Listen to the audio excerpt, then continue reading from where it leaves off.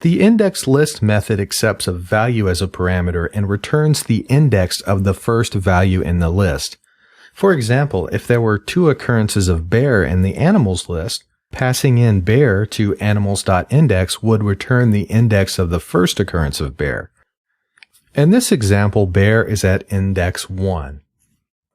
If the value is not found in the list, Python will raise an exception. Here's an example where we're trying to find the index of cat in our animals list, however, cat doesn't exist. The error that Python reports to us is that cat is not in the list. An exception is typically an indication that something went wrong or something unexpected occurred in your program.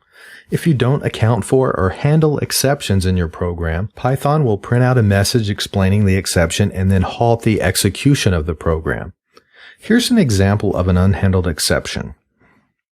These messages can be extremely useful in correcting mistakes in your code. As you can see from the example, Python displayed the line number and code that raised the exception. To prevent Python from exiting when it encounters an exception, you need to tell your program what to do when it encounters one. Surround any code you think may raise an exception in a try except block.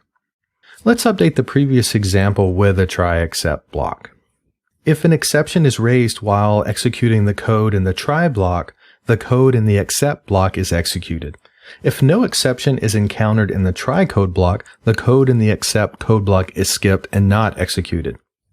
Since cat is not in the animals list, a call to animals.index would result in an exception. Since the exception was raised in the try block, the block of code following the except statement gets executed. In this example, we assign the cat_index variable to a string that says no cats found.